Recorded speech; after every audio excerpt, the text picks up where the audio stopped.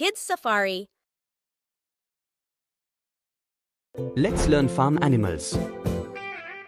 Hello little explorers. Welcome to our farm.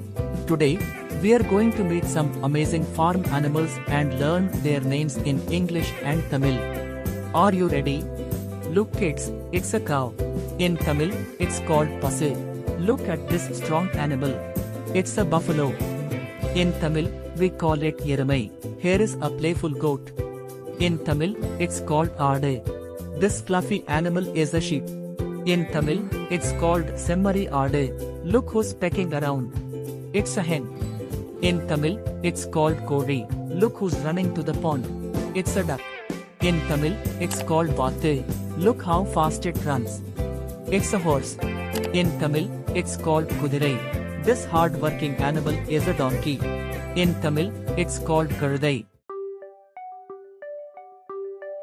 What animal is this? Cow, goat, horse. The answer is cow. What animal is this? Horse, buffalo, donkey. The answer is donkey. Great job, little explorers. Which animal was your favorite? And don't forget to subscribe to Kids Safari Official.